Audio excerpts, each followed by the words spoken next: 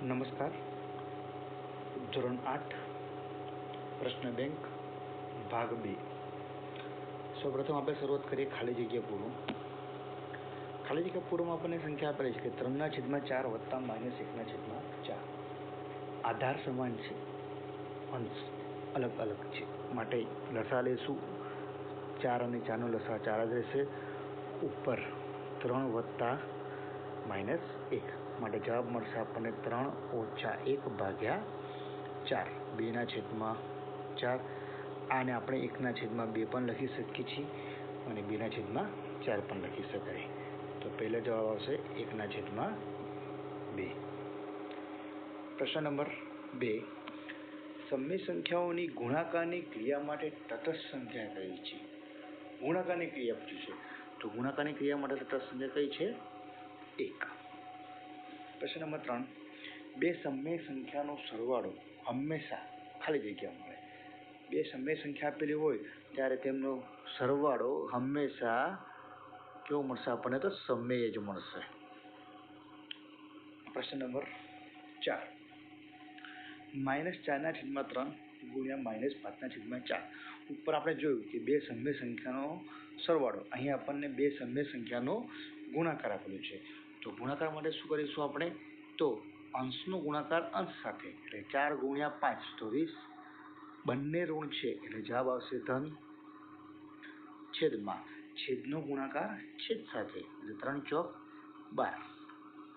આનું આપણે અતિ સંક્ષિપ્ત સ્વરૂપ પણ લખી શકીએ છીએ અને આ જવાબ લખશો તો પણ સાચું કહેવાશે. ત્યારબાદ પ્રશ્ન નંબર 5. 7/8 ગુણ્યા મોટા કૌંસમાં -5/3 વત્તા બીજા કૌંસમાં -4/3 મોટો કૌંસ પૂરો બરાબર. અહીંયા શું કર્યું છે? તો ગુણાકારનું સરવાળા પર વિભાજન કરેલું છે. તો પહેલી ખાલી જગ્યામાં શું હોય છે? 7/8, એટલે આનો ગુણાકાર -5/3 સાથે, અને 7/8 નો બીજી વખત ગુણાકાર કરીશું -4/3 સાથે. અને અહીં જવાબ મળશે આપણને પહેલી ખાલી જગ્યામાં -5/3 અને બીજી ખાલી જગ્યામાં -4/3. આગળ આપણે જોઈશું પ્રશ્ન નંબર 6. -2/3 વત્તા 2/3 બંનેનો સરવાળો કીધો છે આપણને. આગળ પહેલા પ્રશ્નમાં જોયા કે આધાર સમાન છે, છેદ સમાન, એટલે 3 લખીશું આપણે. ઉપર -2 +2 આપેલા છે, -2 અને +2, તો જવાબ મળશે આપણને 0/3. 0/3 નો મતલબ શું થશે? તો 0. આગળ જોઈએ આપણે ગુણાકાર આપેલો છે 4/5 ગુણ્યા 15/8. તો ગુણાકારમાં શું કરીશું આપણે? અંશનો ગુણાકાર અંશ સાથે, છેદનો ગુણાકાર છેદ સાથે. પણ જો છેદ ઉડતા હોય તો ઉડાઈને પણ લખી શકાય. તો અહીંયા જો 4 એના છેદ ઉડશે તો 2 આવશે છેદમાં. 5 ઉપર ઉડે તો 5 તરી 15, તો આપણને જવાબ મળશે 3/2. નેક્સ્ટ ક્વેશ્ચન જોઈએ.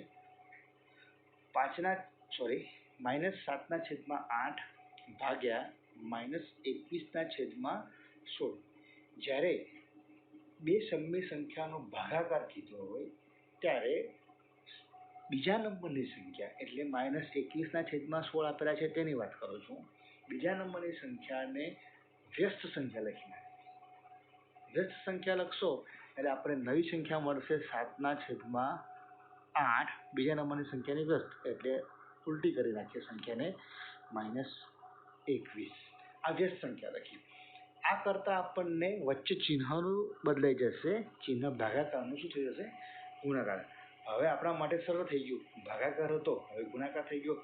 આગળના દાખલામાં આપણે કર્યું હતું, દાખલા નંબર 7માં. તેવી જ રીતે અહીંયા છેદ ઉડશે તો અહીંયા 8 × 2 = 16 અને 7 તરી 21. માઇનસ માઇનસ નીકળી જશે, જવાબ આવશે આપણો 2/3. Next question. 5/7 ની વિરોધી સંખ્યા ખાલી જગ્યા છે. વિરોધી સંખ્યા, ચલો વિરોધી સંખ્યા કોને કહેવાશે? તો જ્યારે આપણને સંખ્યા ધન આપેલી હોય તો ઋણ સંખ્યા લખવી અને ઋણ આપેલી હોય તો ધન સંખ્યા લખી. તો અહીંયા જવાબ મળશે -5/7. પછી છે 5/7ની વ્યસ્ત સંખ્યા. વ્યસ્ત સંખ્યા એટલે ઉલટી સંખ્યા કરવાની. 7 ઉપર જતા રહેશે, 5 નીચે આવશે, અંશની જગ્યાએ છેદ, છેદની જગ્યાએ અંશ. તો જવાબ આવશે 7/5. 11મો પ્રશ્ન 2/3 ગુણ્યા 1/5 ગુણ્યા 3/7 બરાબર 2/3 ગુણ્યા 1/5 ગુણ્યા 3/7. અહીં શું કર્યું છે આપણે? પહેલી સંખ્યા અલગ આપેલી છે, બીજી બે સંખ્યા એક કૌંસમાં આપેલી છે. પછી અહીંયા શું કર્યું? પહેલી અને બીજી સંખ્યા કૌંસમાં આપેલી છે ને ત્રીજી સંખ્યા આપેલી છે. અહીં એક જૂથ જેવું લાગે છે. જૂથનો નિયમ તો દેખાય જ છે, પણ ચિહ્ન કયા છે? ગુણાકાર.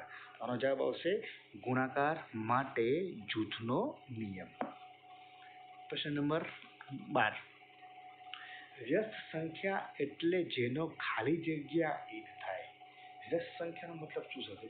કે જેનો ખાલી જગ્યા એક થાય. તો અહીંયા જવાબ શું લખીશું આપણે? તો જવાબ આવશે ગુણાકાર. જેનો ગુણાકાર એક થાય. જેમ કે ઉદાહરણ સમજીએ આપણે 3/5. આની વ્યસ્ત સંખ્યા શું છે? 5/3. આ બંનેનો ગુણાકાર કરીશું તો જવાબ આપણને શું મળશે? 1 મળશે. માટે વ્યસ્ત સંખ્યા એટલે જેનો ગુણાકાર એક થાય. તે જ પ્રમાણે આગળ જોઈએ કે વિરોધી સંખ્યા એટલે જેનો ખાલી જગ્યા શૂન્ય થાય. તો અહીંયા આવશે વિરોધી સંખ્યા માટે જોઈએ તો અહીંયા આપણે એ જ ઉદાહરણ લઈએ 3/5. વિરોધી એટલે -3/5. આ બંને વચ્ચે શું પ્રોસેસ કર્યો? જવાબ 0 મળે. તો બંને વચ્ચે સરવાળો કરીએ. આ કૌંસમાં આવી જશે, માટે આ બંનેનો જવાબ શું આવશે? 0. ત્યારબાદ જોઈએ આપણે પ્રશ્ન નંબર 14. બે સમય સંખ્યાઓ વચ્ચે ખાલી જગ્યા સમય સંખ્યાઓ હોય છે. આપણે આગળ થિયરીમાં ભણી ચૂક્યા કે બે સમય સંખ્યા આપેલી છે, બંને સમય સંખ્યાની વચ્ચે અસંખ્ય સંખ્યાઓ હોય છે. તો અહીંયા જવાબ આવશે અસમય સંખ્યાઓ હોય છે. પ્રશ્ન નંબર 15. જો A, B, C સમય સંખ્યાઓ હોય તો A ગુણ્યા કૌંસમાં B વત્તા C બરાબર બીજા કૌંસમાં A ગુણ્યા B વત્તા A ગુણ્યા C એ ખાલી જગ્યા નિયમ છે. આવો એક આગળ પ્રશ્ન જોઈ લીધો આપણે કે A ગુણ્યા B વત્તા C આપેલું છે. મારે ગુણાકારનું શું કર્યું છે? અહીંયા સરવાળા પર વિભાજન. આ જો ગુણાકારની સંખ્યા આપેલી છે અને અહીંયા સરવાળામાં બનાવેલી છે. તો આનો જવાબ શું છે? ગુણાકારનું સરવાળા પર વિભાજન. પ્રશ્ન નંબર 16. જો કોઈ સમય સંખ્યાને 0 વડે ગુણવામાં આવે તો જવાબ ખાલી જગ્યા આવે. કોઈ પણ સંખ્યા હોય 0 વડે ગુણતા તેનો જવાબ હંમેશા કેવો આવશે? 0. તો અહીંયા આવશે 0. ખાલી જગ્યા અને ખાલી જગ્યા સંખ્યા તેના વ્યસ્ત બરાબર છે. એનો મતલબ એવો થશે કે આપણે ખાલી જગ્યામાં એવી સંખ્યા લખવાની છે કે જેનો વ્યસ્ત કરતા આપણને જવાબ તેની તે જ સંખ્યા મળે. તો તેનો જવાબ આવશે 1 અને -1. વિભાગ C જોઈએ આપણે ખરા અને ખોટા માટે. 0 એ પૂર્ણાંક સંખ્યા છે. ચલો, પૂર્ણાંક સંખ્યામાં કઈ કઈ સંખ્યાનો સમાવેશ થાય છે? તો ધન, ઋણ અને શૂન્ય. તો 0 એ પૂર્ણાંક સંખ્યા છે? તો હા, સાચું આવશે. પ્રશ્ન નંબર 2. A વત્તા B બરાબર B વત્તા A ક્રમ બદલાયો છે, માટે તે સરવાળા માટે જૂથનો નિયમ છે. તો શું આ જૂથનો નિયમ છે? ના. આ શાનો નિયમ છે? ક્રમનો નિયમ છે. માટે આમાં આવશે ખોટું. Question number 3. -3/4 વત્તા કૌંસમાં 2/3 ગુણ્યા -5/6. ચલો બરાબર -3/4 વત્તા 2/3 ગુણ્યા -3/4 વત્તા -5/6. તો આનો જવાબ આવશે રોંગ. પ્રશ્ન નંબર 4. શૂન્ય વડે ભાગાકાર શક્ય નથી. શૂન્ય વડે ભાગાકાર શક્ય નથી એનો મતલબ કોઈ પણ સંખ્યાને આપણે શૂન્ય વડે ભાગી શકીએ છીએ? તો ના, ભાગી શકતા નથી. એટલે વાત સાચી છે, એટલે ખરું આવશે. 5મું. સમય સંખ્યાઓ ભાગાકાર માટે સંવૃત્ત છે. સમય સંખ્યાઓ માટે જોઈએ તો ભાગાકાર માટે સંવૃત્તતા ધરાવે છે? તો સંવૃત્તતા ધરાવતી નથી. માટે આવશે ખોટું. 6. સમય સંખ્યાઓમાં ક્રમના નિયમનું પાલન ગુણાકાર માટે થાય છે. તો સમય સંખ્યામાં ક્રમના નિયમ માટે ગુણાકારનું પાલન થાય છે? તો થાય છે. માટે આવશે ખરું. આગળ જોઈએ આપણે પ્રશ્ન નંબર 7. સમય સંખ્યાઓમાં જૂથના નિયમનું પાલન ભાગાકાર માટે થાય છે તો ભાગાકાર માટે થતું નથી, તેમાં આવશે ખોટું.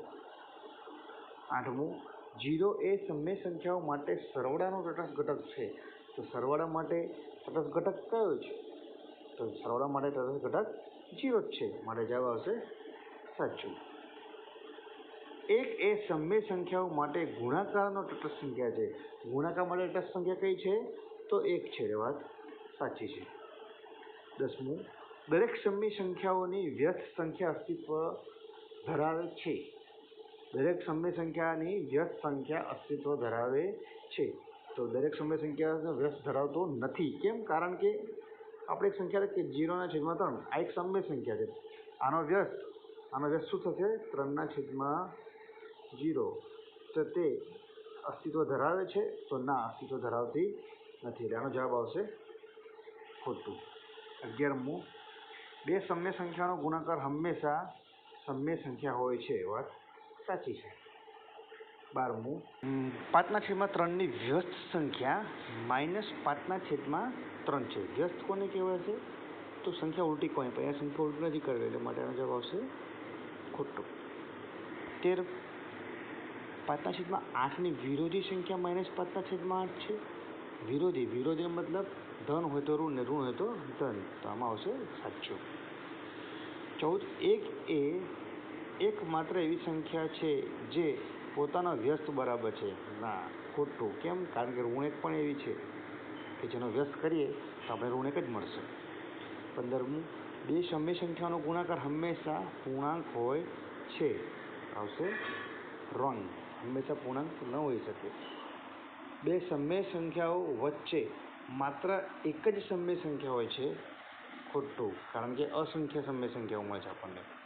17મું, સમય સંખ્યાઓનો સરવાળા માટે વિભાજનનો નિયમ લાગુ પડતો નથી. સરવાળા માટે વિભાજનનો નિયમ લાગુ પડે છે, લાગુ પડતો નથી નહીં આવે, એટલે માટે આ જવાબ આવશે ખોટું. ચલો આગળ આપણે જોઈશું જોડકા વિભાગ ડી. -3/5 અને 3/7 બરાબર 3/7 વત્તા -3/5, આ કયો નિયમ છે તો સરવાળા માટે ક્રમનો નિયમ. બીજું છે 3 × 1 બરાબર 3, તો એ આવશે ગુણાકાર માટે તટસ્થ સંખ્યા. ત્રીજું છે -2/3 ગુણ્યા કૌંસમાં આપેલું છે 3/5 ગુણ્યા -4/7, એટલે ગુણાકાર માટે કંઈક વાત થઈ છે તો આ ગુણાકાર માટે જૂથનો નિયમ. લાસ્ટ શું છે? કોઈ પણ સંખ્યામાં શૂન્ય ઉમેરતા તેની તે જ સંખ્યા મળે છે, એટલે સરવાળા માટે તટસ્થ સંખ્યા. આગળ જોઈએ આપણે